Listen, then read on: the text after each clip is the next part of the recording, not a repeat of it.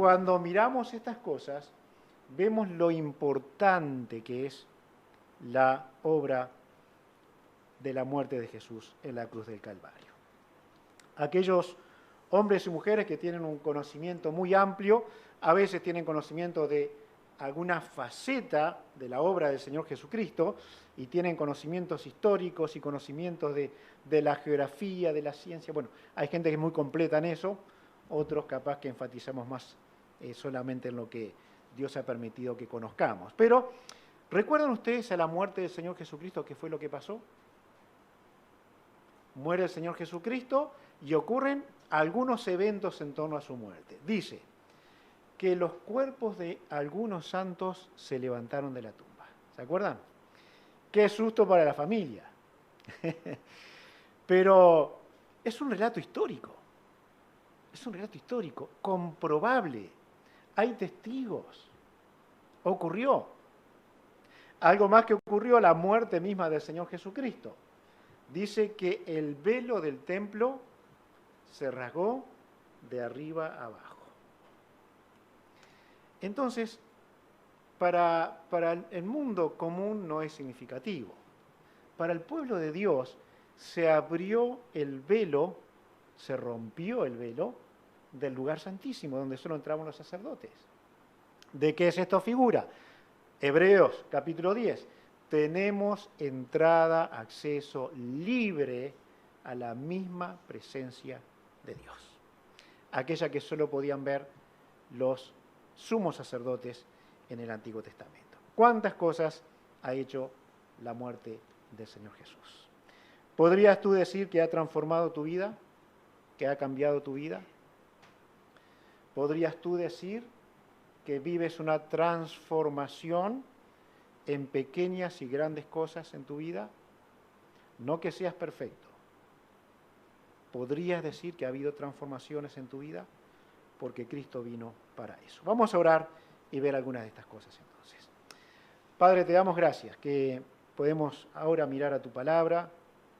Ayúdanos a valorar realmente lo que Cristo hizo para salvarnos, para perdonarnos, para limpiarnos, para transformar nuestras vidas y para darnos, como pueblo de Dios, certezas eternas para siempre.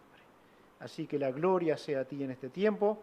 Pedimos que nos perdones, que nos laves en la sangre preciosa del Señor Jesucristo. Su sacrificio que siempre, siempre vamos a recordar, porque de allí nacimos para siempre. En el nombre de Jesús oramos. Amén. Amén. Muy bien, precisamos primer ventilador, por favor. Vamos a mirar en Efesios 1:7, hay una exaltación del sacrificio del Señor Jesucristo. Hay una exaltación. Pablo está hablando misterios realmente tremendos aquí. Pero dice el versículo 7, hablando de la muerte del Señor, en quien tenemos redención por su sangre, el perdón de pecados. Tremendo pasaje. ¿Quién pudiera decir que es libre sin citar este pasaje? O pasajes como estos, que hablen exactamente del perdón de nuestros pecados, de la deuda terrible que teníamos y que Cristo vino a limpiarla completamente. ¿Puedes recordar eventos de tu vida pasada, de tu pecado profundo, y ahora saber que eres completamente libre de culpa? Completamente libre de culpa. Hay acusaciones tremendas de Pablo a los corintios. Los corintios estaban volviendo con algunas cosas de su vida pasada. Pero Pablo menciona algunos pecados que ocurrían dentro de la iglesia. Y Pablo le dice, esto erais algunos de ustedes. No son, no pueden serlo, no pueden vivir como si vivía antes. El derramamiento de la sangre del Señor Jesucristo es exaltado por la palabra de Dios porque no hay remedio para el pecado fuera de la sangre de Jesús. ¿Recuerdan la diferencia con el antiguo pacto, el Antiguo Testamento? Dice que en Hebreos la sangre de aquellos animales podía cubrir el pecado, pero la sangre de Jesucristo limpia el pecado. Limpia el pecado. Uf. Sí, podríamos respirar profundo por la preciosa obra del Señor Jesucristo. El sacrificio abre tesoros escondidos. Miren lo que dice aquí mismo en Efesios, versículo 9, Efesios 1:9, dándonos a conocer el misterio de su voluntad según su beneplácito, el cual se había propuesto en sí mismo. Aquí hay cosas muy, muy profundas, que no podemos entender porque es la mente de Dios, la profunda mente de Dios, pero podemos creerla, gracias a Dios. Pero es cierto, queridos hermanos, que se abre un misterio para nosotros que estaba escondido por Dios. ¿No es un misterio que tú puedas decir que eres hijo de Dios? ¿No es un misterio? Decía nuestro hermano, ¿acaso alguno de nosotros pagamos algo para ser salvos? ¿Pudimos poner algo para ser salvos? Todos decimos que no.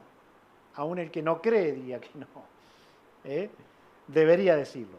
Así que se abren misterios para el pueblo de Dios que Cristo vino a abrir como una caja de tesoros para nosotros. Versículo 1:21, habla de alguno de ellos nada más, ¿no? Alguno de ellos nada más. Dice que Dios le puso a él sobre todo principado y autoridad y poder y señorío, y sobre todo nombre que se nombra, no solo en este siglo, sino también en el venidero. ¿Alguien mayor que Jesús? Mencione usted a alguien mayor que Jesús. Muéstreme una persona que sea mayor que Jesús. ¿Podrá ser mayor el hombre que tiene más dinero en este mundo? ¿Cuál era? Le ganó uno ahora. ¿Bill Gates? ¿Puede ser que fuera? ¿No? Hubo uno que le ganó hace poco tiempo. Dicen, Es el más. Bueno, ese es el mayor. Creo que hay otro que le ganó. Entonces. De cualquier forma, ¿puede ese hombre llegar a su lecho de muerte y decir soy mayor que Jesús? Cuando un segundo después estará siendo condenado por el mismo Jesús.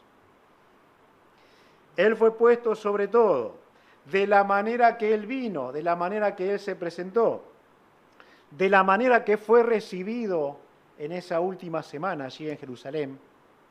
Y cómo termina la semana, no valía mucho.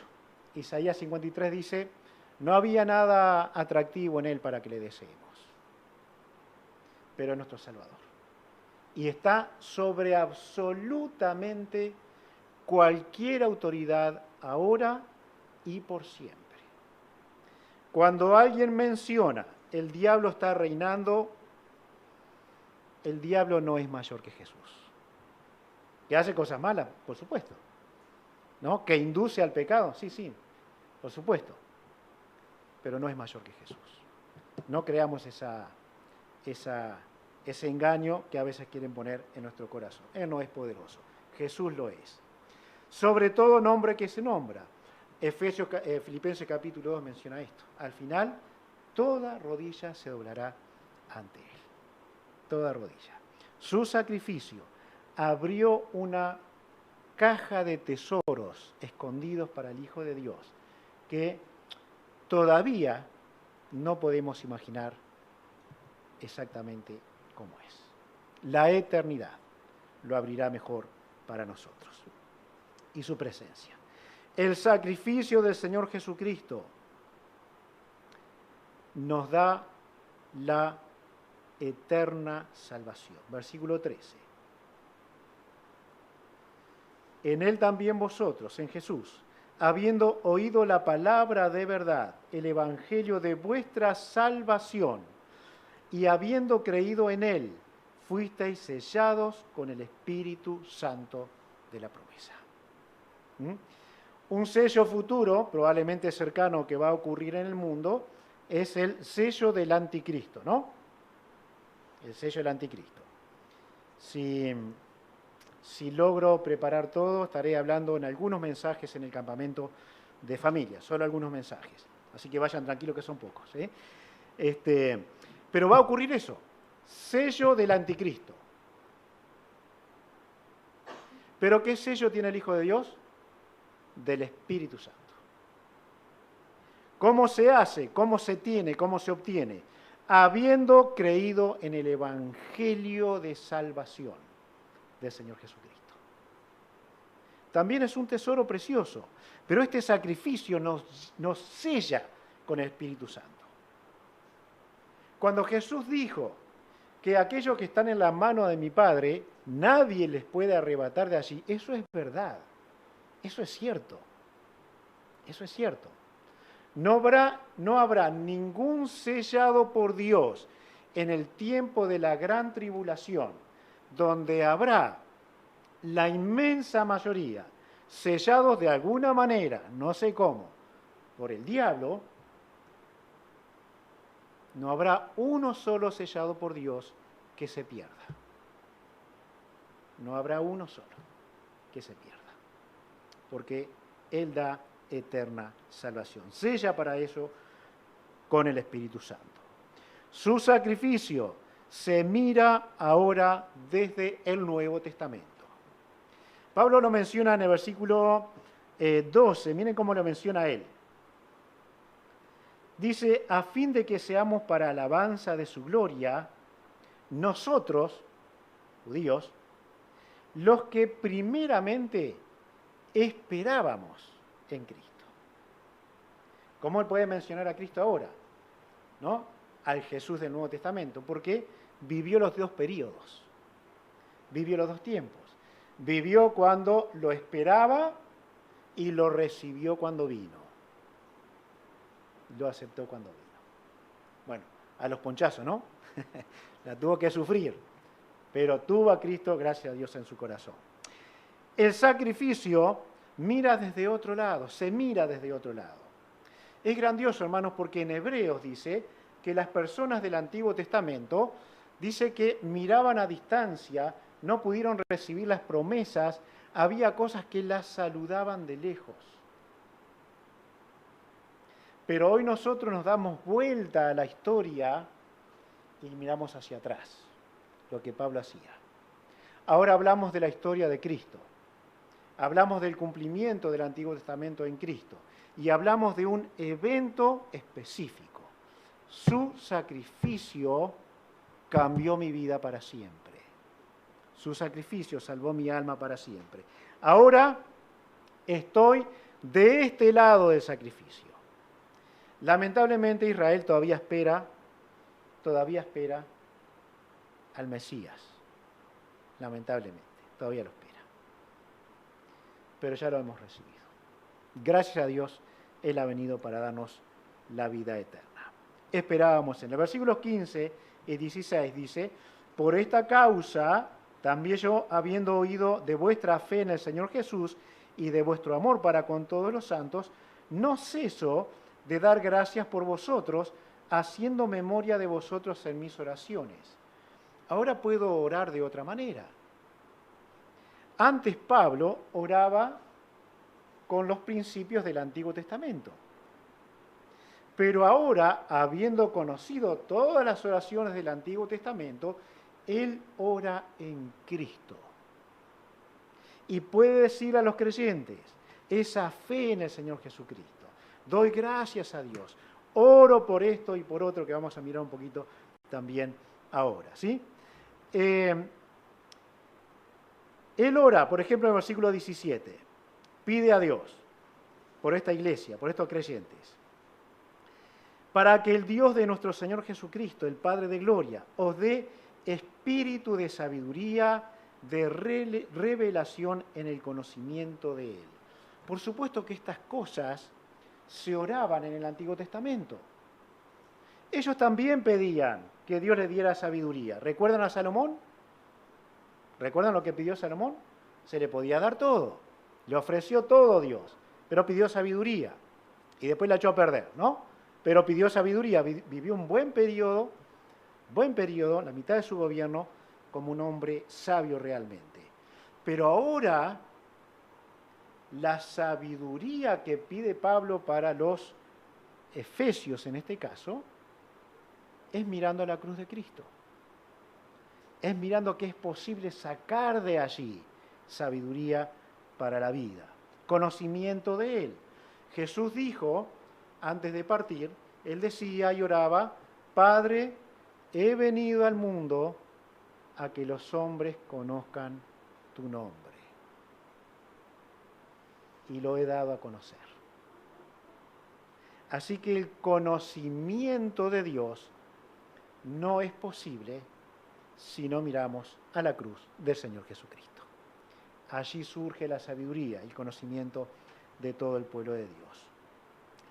El sacrificio de Jesús asegura la esperanza y la glorificación, versículo 18, alumbrando los ojos de vuestro entendimiento, para que sepáis, esto es importante, para que sepáis. No es que las cosas que le está diciendo son cosas inciertas. Tenemos que saber lo que tenemos, lo que nos es posible dar todavía, en lo que podemos crecer. Tenemos que saberlo. Y aquí él dice que sepáis cuál es la esperanza a que Él os ha llamado. ¿Cuándo perdemos la esperanza los hijos de Dios? Cuando las cosas no salen como quisiéramos que saliera. Cuando el pecado invade nuestras vidas. Cuando el desgano invade nuestra vida. Perdemos la esperanza. Pero lo que Dios dice, sin importar la situación que vivamos, Dios dice, hay esperanza porque hemos sido llamados a esperanza. Así que, si estás perdiendo la esperanza, estás perdiendo la fe, vuélvete a la cruz de Cristo y vas a ver que hay esperanza. Hay gloria futura. ¿Y cuáles las riquezas de la gloria de su herencia en los santos? Hay gloria. Va a ser gloriosa la entrada a los cielos eternos. Y aun cuando ninguna recompensa logremos tener, hay gloria para el Hijo de Dios. Gloria eterna. Probablemente, por lo menos en la Escritura, el hombre que menos hizo y entró a los cielos, que menos obras hizo y entró a los cielos, tal vez ni buena ni mala, fue el hombre que murió junto a la cruz del Señor Jesucristo. ¿No? Nos quejamos que no hacemos muchas cosas buenas, que hacemos muchas cosas malas. Él no hizo ni una buena ni una mala. Podríamos decir, este hombre no tiene ninguna recompensa. La recompensa es ver a Jesús. La gloria es ver a Jesús, como también nos enseña la Escritura. Le veremos como Él es, seremos como Él es. Así que, la muerte del Señor Jesucristo, su sacrificio asegura esperanza y gloria eterna. Su sacrificio terminado da lugar al poder de la resurrección. No iba a acabar allí, gracias a Dios. Si Cristo no se hubiese levantado entre los muertos, era un mortal más. No era más que eso. No era más que eso. Nuestra fe es preciosa, hermanos. Nuestra fe es preciosa. Solo Dios puede darnos esta confianza. Creemos en Jesús. Creemos en Jesús.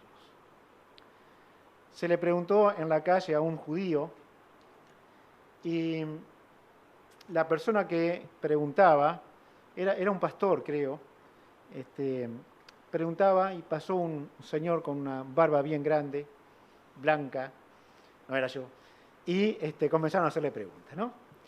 El hombre tenía respuestas, hermanos, que a la mente del judío eran muy respetuosas y muy considerables a la mente del judío. ¿Sí? A la mente del judío.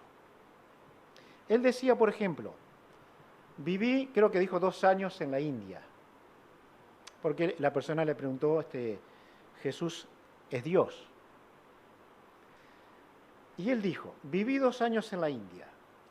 ¿Sabes cuánta gente en la India dice que es Dios?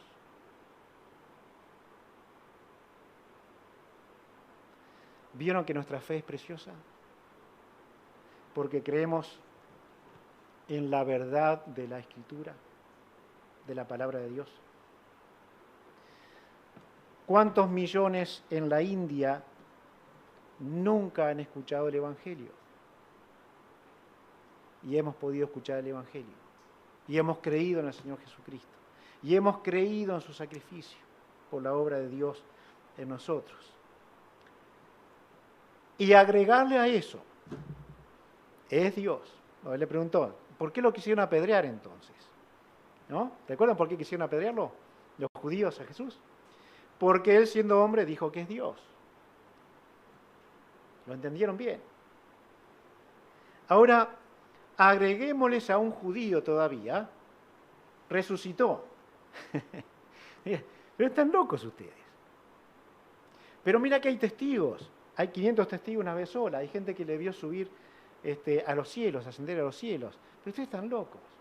Eso va a decir. Pero queridos hermanos, creemos en el Jesús de la Biblia, de la palabra de Dios. Creemos en Él. Es un milagro. Es preciosísima nuestra fe, como dice Judas.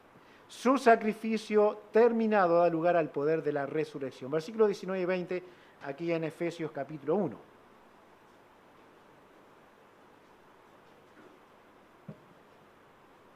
Dice así, y la cual supereminente grandeza de su poder para con nosotros los que creemos, según la operación del poder de su fuerza, la cual operó en Cristo, resucitándole de los muertos y sentándole a su diestra en los lugares celestiales. Supereminente poder de Dios en la resurrección del Señor Jesucristo. ¿Se acuerdan la resurrección de Lázaro? Dice la Biblia que Jesús gritó a gran voz, Lázaro, ven fuera. No se pudo resistir. Obedeció la voz de Dios. Del Señor Jesucristo. Y cuando el Señor Jesucristo y Dios creador dijeron, hágase la luz, ¿algo lo impidió? Y cuando dijo, crezca la hierba en el campo, ¿algo lo impidió? Y cuando dijo, surjan las aves, y cuando dijo, surjan los animales de la tierra, y cuando sopló aliento de vida en el hombre, ¿algo lo detuvo? Y creemos en eso. Creemos en ese cuento, que el mundo dice que es cuento, porque creemos en la Biblia, en la palabra de Dios, en lo que Él ha hecho. Nada de esto sería real para nosotros si el supereminente poder de Dios no hubiese levantado al Señor Jesucristo de la tumba. Entonces Pablo podía decir, les hablé de Cristo que murió conforme a las Escrituras, les hablé de Cristo que resucitó al tercer día conforme a las Escrituras. Ese es nuestro Salvador. Ese sacrificio terminado da lugar al poder mayor empleado jamás. ¿Y saben lo tremendo de esto, hermanos? Que ese poder está dispuesto para nosotros. ¿Qué te parece? Está dispuesto para nosotros. Miren el versículo 19. ¿Y cuál es la supereminente grandeza de su poder para con nosotros los que creemos? O sea que está dispuesto para nosotros. ¿Cómo podrá obrar ese supereminente, grande poder de Dios en nosotros? ¿No será que Como dice la Escritura, Él vino para hacernos semejantes al Señor Jesucristo. No será para las peores luchas que hay en nuestra vida contra el pecado, que parecen que no podemos vencerla, pero el supereminente poder de Dios está dispuesto para nosotros. ¿Crees en verdad que tú puedes luchar contra el pecado sin la fuerza de Dios? ¿Crees que Dios es culpable de tu pecado porque Él permitió que pasara por tal o cual lugar? No. Él solo puede ser culpable de tu victoria, de la derrota del pecado. Él solo puede ser culpable de hacerte santo, de darte una vida reverente, temerosa a Dios. Este poder se hace solamente efectivo en los que creen, para con nosotros los que creemos, para nadie más, para nadie más. ¿Por qué el mundo no puede salir del pecado? ¿Por qué el cristiano sí? ¿Por qué el creyente puede tener esperanza a pesar de lo que vive? ¿Por qué el mundo no? ¿Por qué el mundo llora la muerte y el cristiano puede sonreír a la muerte de un creyente? ¿Por qué? Porque el poder de la resurrección de Cristo está dispuesto para nosotros, para los que creemos, en la gracia de Dios. Así que podríamos decir, si esto está dispuesto para nosotros, usa su poder. ¿Por qué no lo usas? ¿Por qué no lo usamos? Necesito energía para cargar el celular. Ahí hay un enchufe. No. Lo voy a enchufar acá nomás y lo voy a dejar acá. No vas a obtener nunca energía. Y Dios, el Espíritu Santo, no es un enchufe, no es una energía. Es una persona que actúa en los hijos de Dios, el cual tiene el poder suficiente para llevarnos de victoria en victoria, como dice la Escritura. Solo somos culpables de nuestro pecado, solo reconocemos el poder de Dios cuando hay victoria, porque hemos creído. El versículo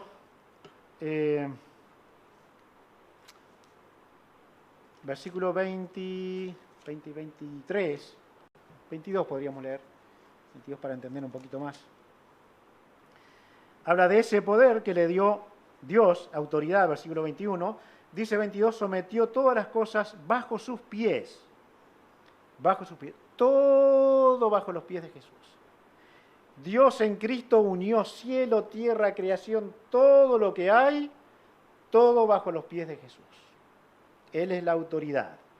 Entonces sometió todas las cosas bajo sus pies y lo dio por cabeza sobre todas las cosas a la iglesia, la cual es su cuerpo, la plenitud de aquel que todo lo llena en todo. ¿Alguien tiene alguna otra versión? Por favor, busquen alguna versión del versículo 23. ¿Alguna otra versión? La NBI puede ser. ¿Alguna otra versión que recuerden? Biblia de las Américas. ¿Cuál? Dios habla hoy. Por favor, busquen alguna versión y mírenlo. ¿Sí? Por favor, cuando lo tengan, si dice algo diferente, me avisa. Hermanos queridos, hemos sido hechos su cuerpo, para ser plenos en Él, para estar completos en Él.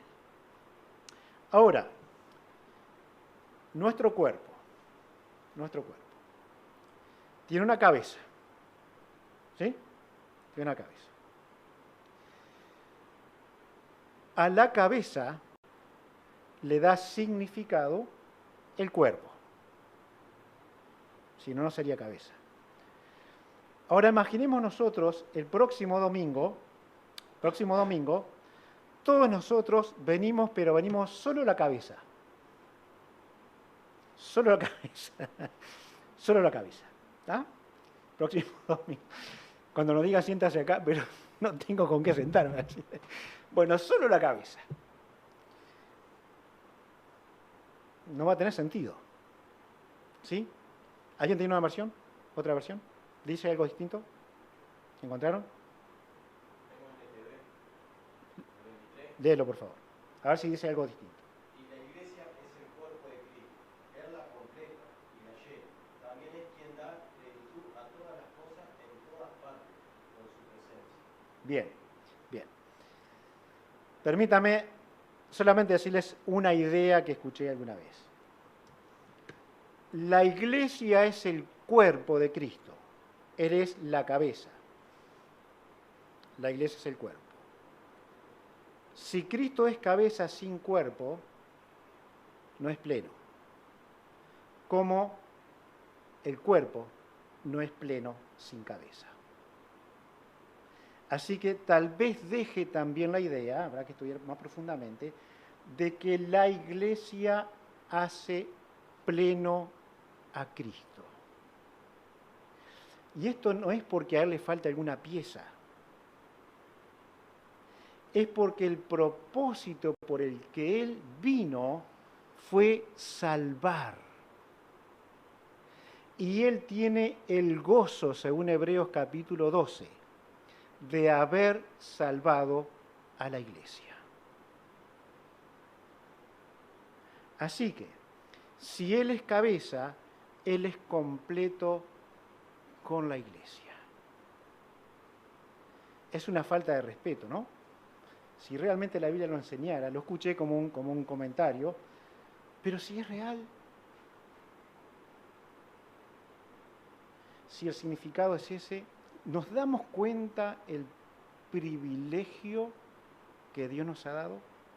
Ser el cuerpo de la cabeza que es Cristo, la iglesia. Él lo llena todo. Él es pleno en sí mismo. Él no nos necesita a nosotros. Pero Él ha hecho algo en nosotros. Él ha salvado su iglesia. Y somos su cuerpo. Por lo tanto, todo cuerpo va a responder a la cabeza. Gracias a Dios, la cabeza de la iglesia nunca va a tener mal. Nunca va a estar mal. Por lo tanto, la iglesia debería responder siempre bien a esa cabeza, que es el Señor Jesucristo. Hemos sido hechos plenos en Él, y al menos conforme a Hebreos, hemos dado gozo al Señor Jesucristo, porque Él vino a salvar su iglesia. El sacrificio del Señor Jesucristo nos hace personas capaces de buenas obras. Y lo dice en 1 Juan capítulo 1, cuando no somos aptos, Él nos hace aptos. Porque si confesamos nuestros pecados, Él es fiel y justo para perdonar nuestros pecados y limpiarnos de toda maldad. Él ha hecho buenas obras para que anduviésemos en ellas. Efesios capítulo 2. Nos salvó para buenas obras, es el propósito. Así que no era posible tener buenas obras si no nos convertíamos al Señor Jesucristo. Su sacrificio nos acerca a Jesús, el mediador de un nuevo pacto, según Hebreos capítulo 12, versículo 24. El sacrificio de Jesús ha hecho que todo verdadero creyente se acerque al trono de la gracia para encontrar en aquel Cordero de Dios inmolado y resucitado gracia y oportuno socorro. Siempre, siempre, siempre, siempre. Hebreos capítulo 10, versículos 19 al 22. Dice allí la Escritura que tenemos un camino libre y vivo. Por lo tanto, acerquémonos a Él. Acerquémonos a Él.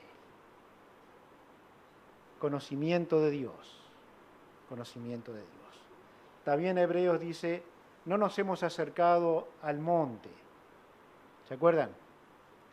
No nos hemos acercado a todo el ruido allí de la entrega de los mandamientos. Nos hemos acercado a Dios a través del Señor Jesucristo, de su sacrificio. Tiene para usted y para mí el valor que Dios le ha dado, el sacrificio de Jesús. ¿Tiene ese valor? Si lo tiene, también, como decía nuestro hermano hoy, nuestras vidas serían distintas. Nuestras vidas serían distintas.